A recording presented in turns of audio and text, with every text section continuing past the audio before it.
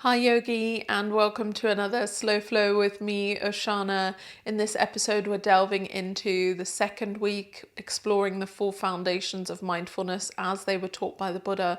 And week 2, of course, is the second foundation, Sati Vedanā, Mindfulness of Feelings or Sensations, which again has a very obvious connection into our yoga practice. Will be more focused on what we would refer to as the feeling body in yoga.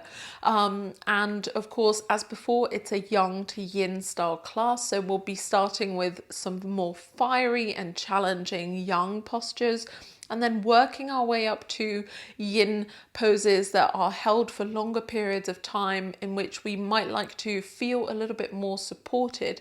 So you might like to have some yoga props. Again, I'm using a bolster, 2 bricks, an eye pillow, which is very optional, a block and a blanket.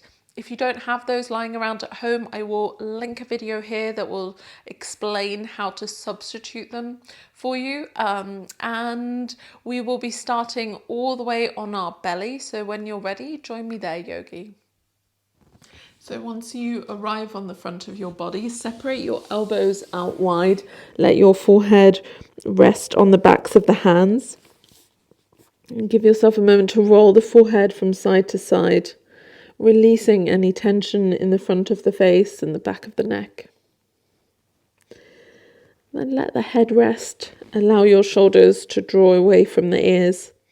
Have a little roll from side to side with your hips. Separate the feet as wide as is comfortable. And then let the hips rest.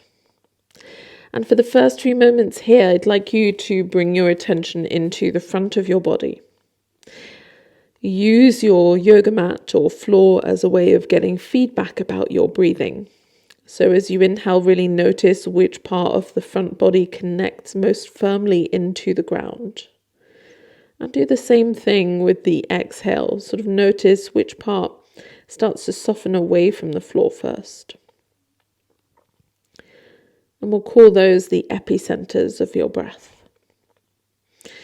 And over the next couple of rounds, see if you can become aware of how far away from that epicenter you can still feel the effects of the breath.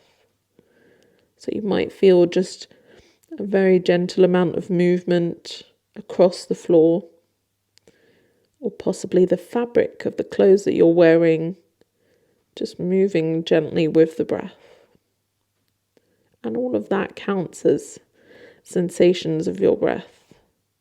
They're all caused by this intrinsic movement in our body that's constantly flowing and evolving, changing, shifting.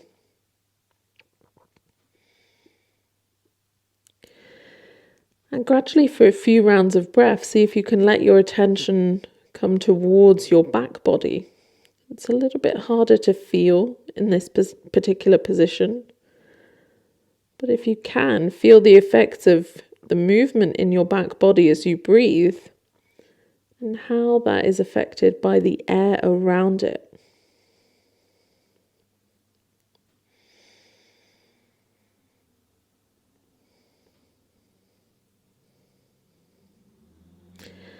And then finally do the exact same thing for the breath in the side body. So you might notice you're breathing in the rib cage, possibly as far down as the sides of your belly, hips, legs, maybe even your feet, upper arms. So just tracking the expansiveness of your breath.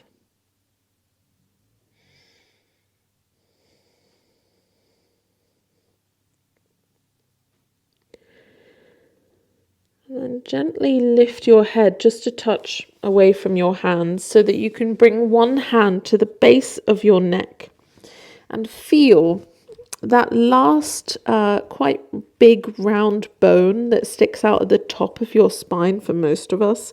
So if you drop your forehead all the way to the floor, you should be able to find it. And that is your C7 vertebra. So I just want you to know where that is before we begin. And we'll do a little bit of a moving cobra pose here. sort of working our way down through the spine. And we'll focus on very specific acupuncture-like points along the spine. Now, beginning with just movement in the eyes and the head. As you inhale, let your eyes float up, let your head follow, not lifting any other part of the body. Looking up as far as you can, and then as you exhale, let the eyes slowly lower down. First, looking at the floor, let the head follow. And really here, focusing your attention into C7 vertebra, seeing if you can move from that particular point as you inhale to lift up. And exhale to lower the head down. Moving just one final time with the breath here.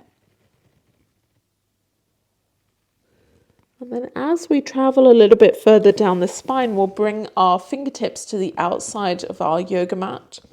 Same height as the shoulders, elbows point towards the ceiling, the shoulder blades plug in towards your spine. Find a focal point in your upper thoracic spine. So for us ladies, that's basically around the same height as the bra strap. And then once you have found a pinpoint here, as you inhale, press that pinpoint into the floor.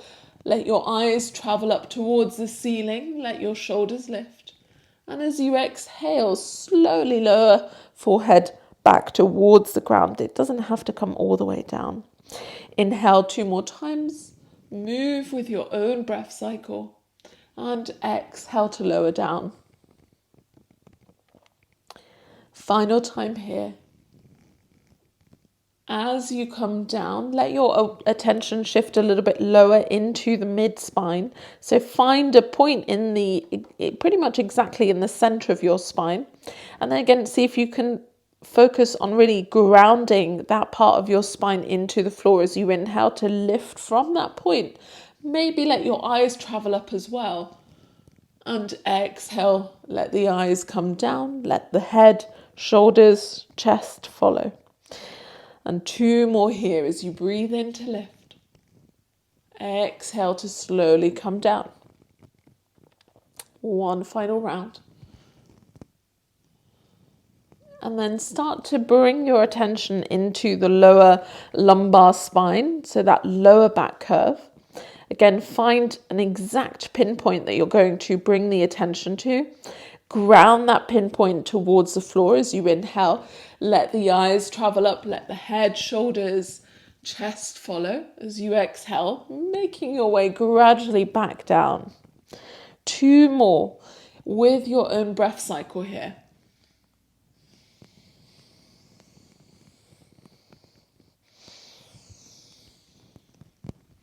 And finally here, as you come down, focus on pressing your sacrum, which is the last bit of bone in your spine where the spine connects into the hips. So you want to think about grounding your pelvic bones and the fronts of your hip bones into the floor. And from that anchored position of your pelvis, as you inhale again, slowly peel the spine off the ground. Maybe pressing just a little bit more firmly into your fingertips here to lift a little bit higher as you exhale, come down. 2 more here. Maybe with each inhale, pressing a little bit more into your fingertips to find more of that back bend.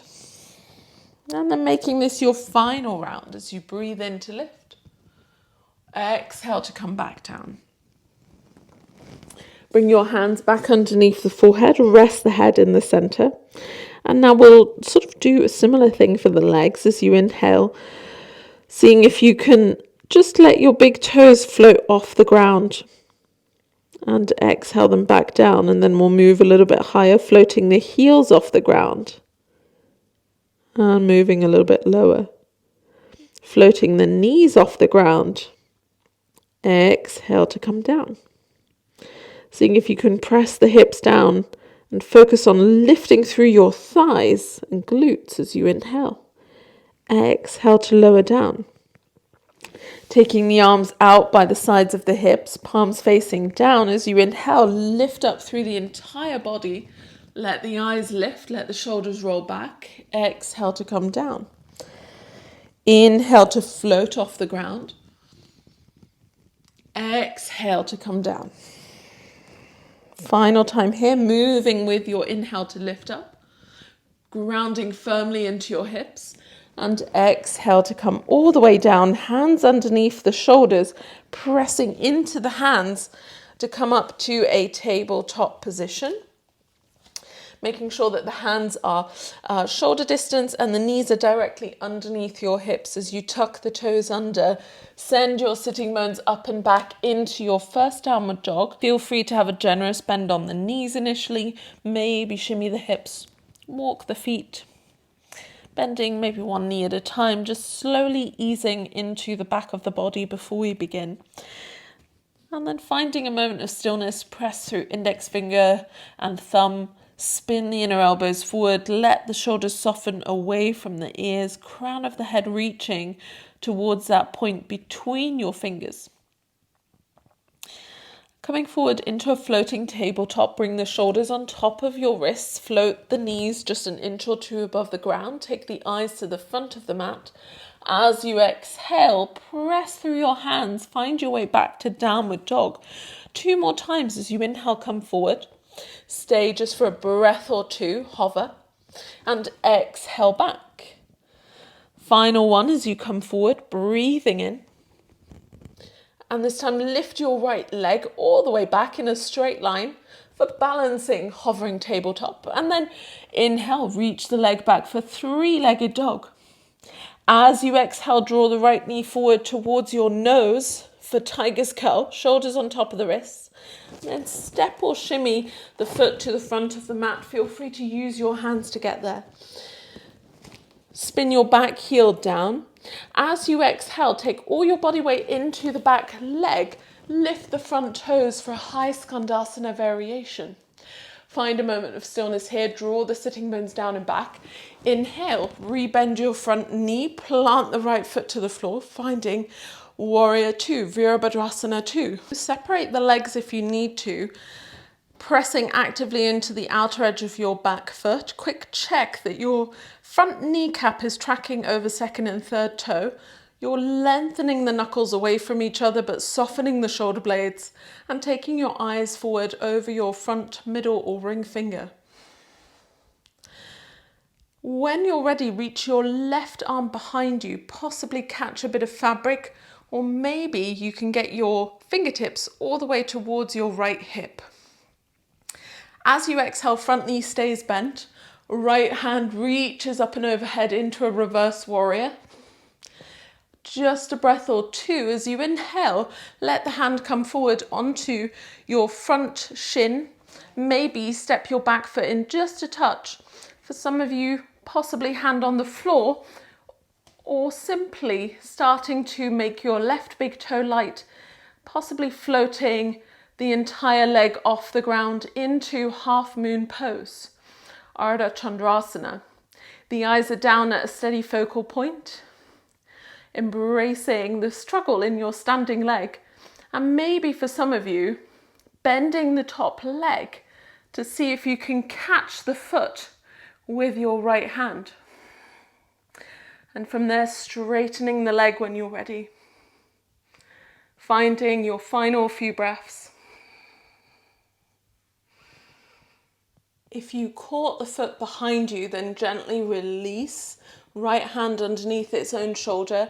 Turn your left hip towards the ground and then slowly step that foot behind you. Bring the knee to the floor. Unravel the arms towards the ceiling. Let your hips descend forward and down into Anjaneyasana low lunge. Catch your breath. Let the shoulders soften, find a focal point in front of you. As you exhale, take your hips and fingers back. Reach your right big toe to the floor. Reach the center of your chest towards your front toe. Inhale, come back into that low lunge. This time take the arms out by your side, thumbs pointing towards the ceiling. Tuck your left toes under and shift your body weight into the left leg. See if you can make your right foot a little bit lighter, possibly float the leg off the ground. Hover just for a moment or two here. Embrace the struggle. And maybe from there, gently transition the leg all the way back Turn the heel down, plant the left hand underneath its own shoulder, reach the right fingertips up and overhead into a supported side plank. For those of you who want to go a little bit further here, press into your bottom hand and the top foot to draw your left knee towards the same side armpit. Maybe press the heel away from you into a sort of hovering fallen triangle. From here, we'll meet for a vinyasa, so either make your way into a normal plank or float your left leg back into a 3-point plank, shoulders on top of the wrists. Exhale to lower down halfway for chaturanga. Inhale into the back bend of your choice, and exhale to make your way back into downward facing dog. Of course, you can always skip the vinyasas and have a little rest in child's pose. We'll stay in downward dog, just a couple of extra rounds of breath.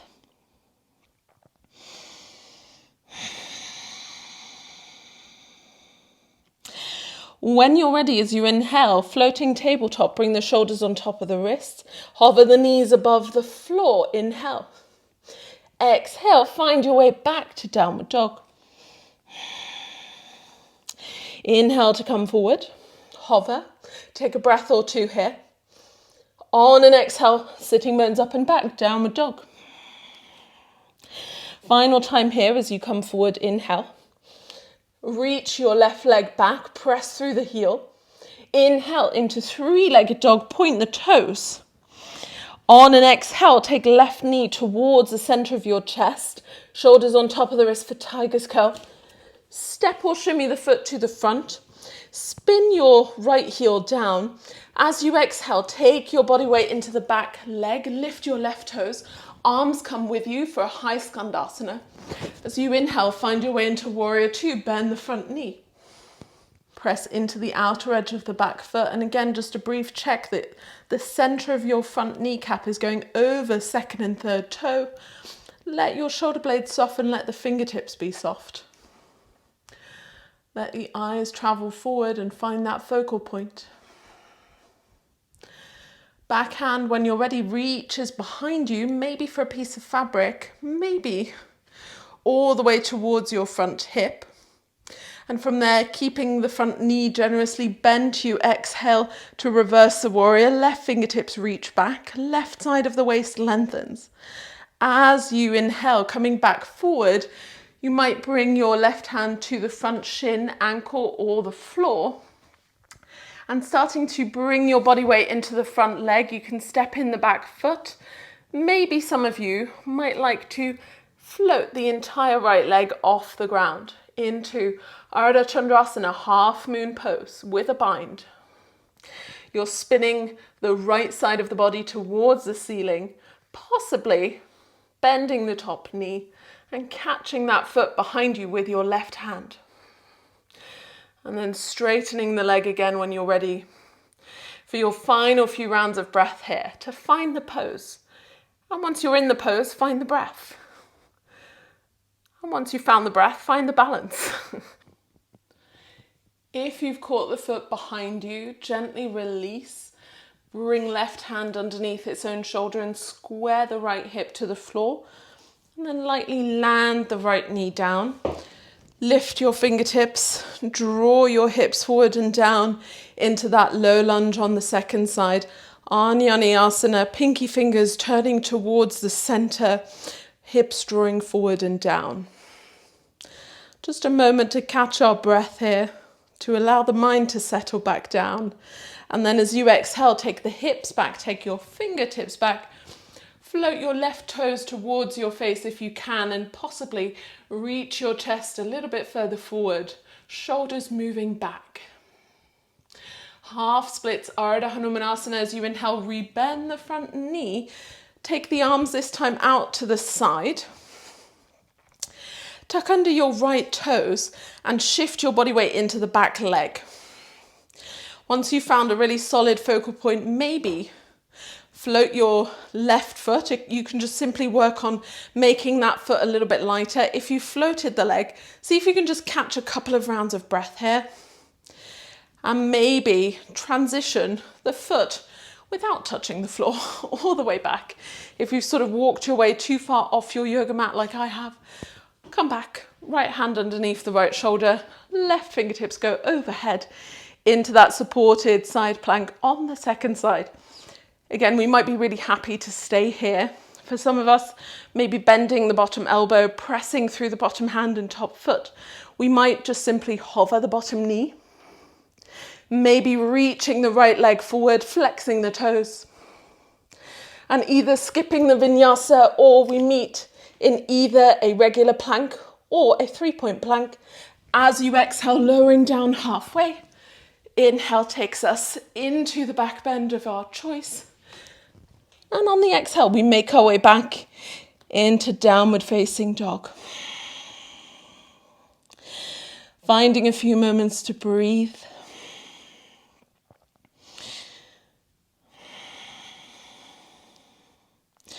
When you're ready, let the knees come all the way down to the floor. You can make your way straight into child's pose if you would like to have a bolster underneath you. We'll be staying in that child's pose a little bit longer. So you can just put the bolster flat on the floor, or if you prefer it to have just a little bit of height, you can place one brick on the medium setting, one brick on the lowest setting. And that gives you just a little bit of an extra boost, especially if child's pose is slightly uncomfortable. And then you simply shimmy your way up to the bolster and walk the hands forward, palms facing the ceiling. Let your head turn towards one side. I'll remind you when it's time to swap sides.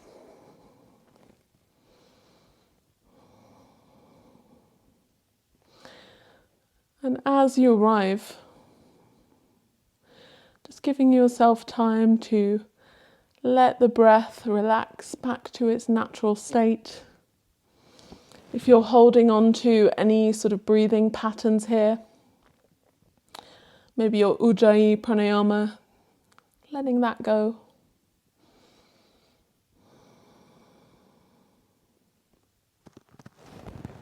Gently change the direction of your head when you're ready.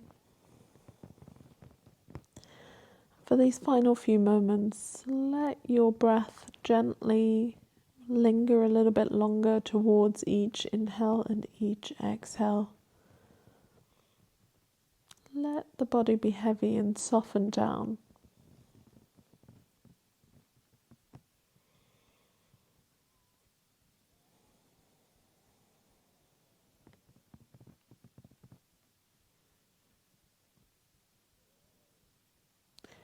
On your next inhale, plant the hands underneath you. Press into your fingertips to round the spine and come into a kneeling position.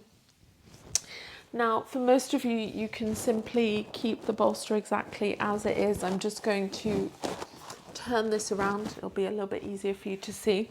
And we'll set ourselves up for Supta Virasana, reclining hero pose, which is a kneeling position. So I'll give you some options here. If you have an eye pillow, you'll want that just somewhere close to you.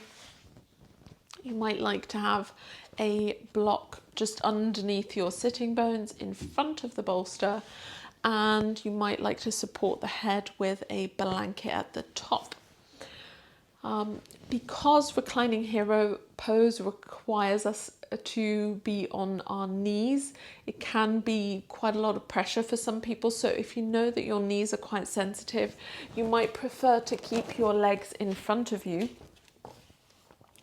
So you could recline and either with the feet as wide as the mat, let the knees drop in, or you could have the knees dropping out if you prefer. If you're coming into the full pose, then you'll want to have your feet on the outside of your block or blanket, supporting the sitting bones, and you want the bolster to be fairly close to your sacrum and the lower back. The knees are pointing directly forward, and all 10 toes are pointing straight back.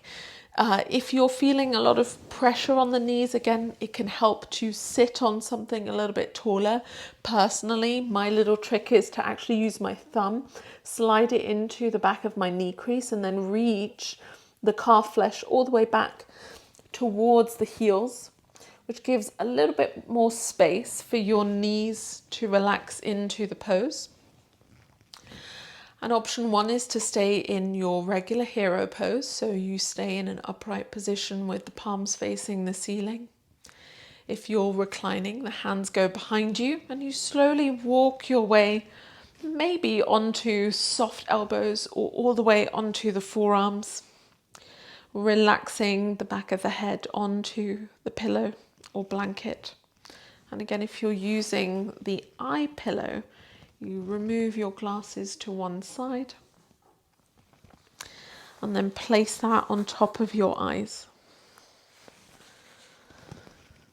with the palms facing towards the ceiling.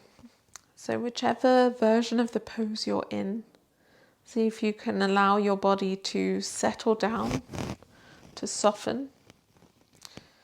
And of course, at any point, if you need to dial it back or go a little bit deeper, then feel free to do that. But see if you can really notice as soon as you get here what the overriding sensation is of the pose. So for most of us, hero pose tends to be a sort of Marmite pose, like you either love it or you hate it. And especially if you hate it, sort of, well, why do you not like this pose? What's really causing you to feel that way? And for me personally, of course, the main sensation is the sort of pressure of the floor against the tops of my feet.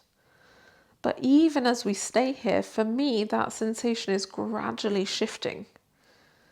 And the Buddha actually felt that that was one of the sort of core principles that defined what he taught. After 45 years of teaching, he told his students that actually he felt like he'd only ever really taught two things. The first being suffering, like how to identify what makes us unhappy. And the second being how to end that suffering. So how to bring more peace and joy into our life. And to him, the essence of that was really understanding how our emotional inner landscape works. And yin is a really interesting place to explore that, because there's constantly feelings and sensations going on in the physical body. And if you actually keep track of them, they tend to shift quite drastically after about 90 seconds, about a minute and a half. So as we stay a little bit longer, what is happening? Are those sensations becoming more intense or less intense for you? How is the breath? Can you soften just a little bit more?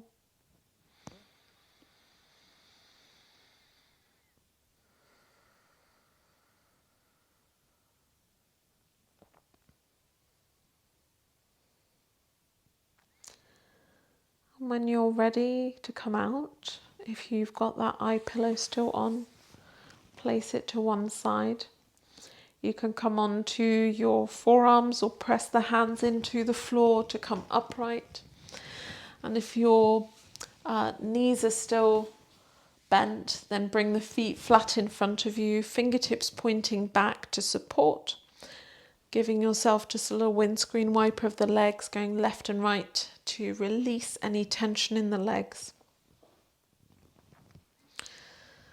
And then we'll gradually make our way into a wide-legged forward fold. So again, you can simply reuse the exact same setup you already have here. And you'll simply want to bring that between the legs in front of you.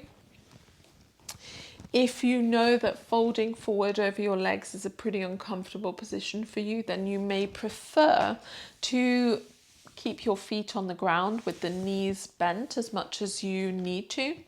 And if you still feel like there's a really strong sense that your spine is rounding back, you'll want to sit up on something, maybe some pillows, block or blanket will work. If that's not the case, then you can straighten your legs in front of you. And again, feel free to take them as wide or close together as you like. Let the toes flop out, which is sort of a particular quirk of yin practice. We wouldn't do that in normal yoga.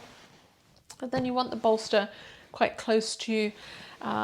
If you've got the hands in front of you, you could slowly walk forward. And again, you might like to just rest one side of the head on top of the bolster. Personally, I'm not going to use the bolster, and I'm going to instead work a little bit deeper by having one brick on the high setting in front of me, and then slowly allowing myself to lower onto my forearms, bringing the forehead onto the brick, palms facing the ceiling so that the shoulders can soften. Again, as you settle into this pose, can you bring your attention to the space where you feel the most sensation in the body right now? So for me, that's the inner thighs. And again, you could, similarly to how we did it at the beginning of practice, notice the epicenter of that sensation. Notice how big of an aura it has, so how far does that sensation spread?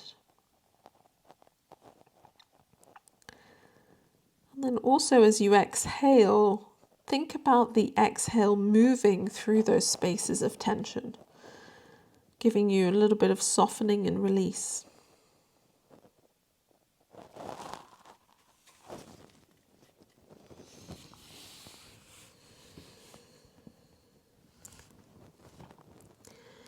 And over time, noticing the shifting of feelings. Maybe gradually you can go a little bit deeper, or you might back away slightly.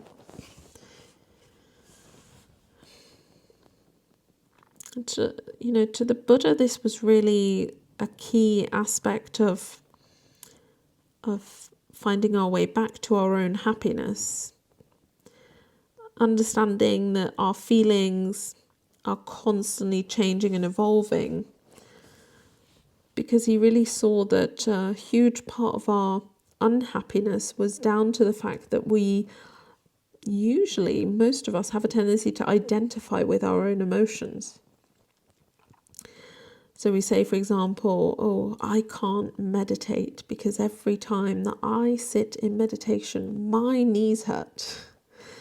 And so right there, we've created, a definitive version of ourselves. This happens to me every single time. This is just what my body does. And, the mind very much adapts to what we think. So, it's literally what you think you become. And if actually we stay a little bit longer, sometimes those unpleasant sensations go away. Sometimes they don't. Sometimes they become more unpleasant. But what we learn is really that they do change. And of course, if they were really who we are, they would not change. It would stay the same. Even people with chronic pain, that pain isn't always at the same level. It doesn't always quite feel the same way. And actually observing that can be a really positive shift for our state of mind. We sort of learn to detach ourselves from identifying with those feelings and sensations.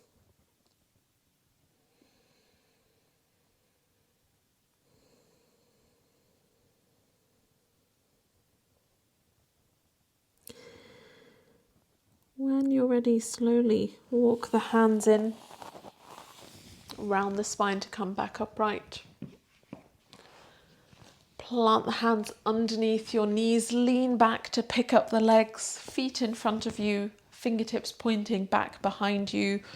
letting your knees sway from side to side a few times to get rid of any tension in the legs. And then we'll come all the way onto our backside, bringing the knees in towards the chest for a moment. Hug them towards the floor beneath you. Take the arms out, cactus arms or straight if you prefer. As you exhale, let the knees roll over to the left side. If you'd like to, the head can roll over to the right. Maybe the knees can come a little bit closer towards your left armpit so that the twist moves a little bit higher into the spine. Maybe even wrapping the whole top leg around the bottom knee. And then using your left hand to give the knees a little bit of extra weight towards the floor. And once you arrive in your version of this pose, this reclining twist, see if you can bring your attention back to the breath and the front of the body, finding the epicenter of that breath and then tracing it as far out as you can into the furthest reaches of the body, seeing where that sensation of the breath travels to.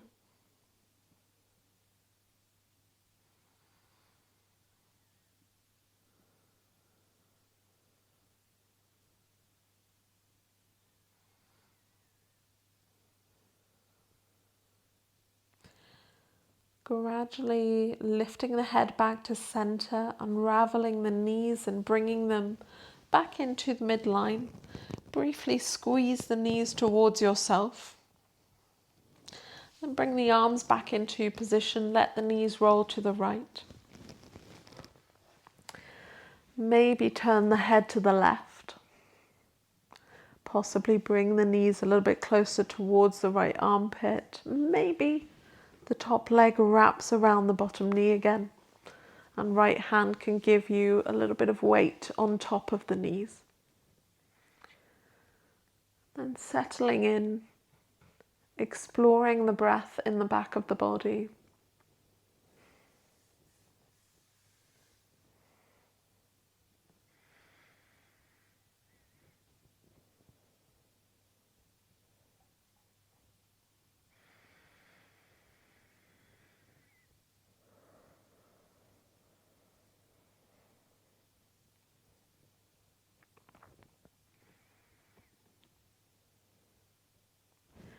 On an inhale, unraveling the legs, bringing the knees into center, hugging them towards yourself. And finally here, feeling just for the last few moments the breath in the side body.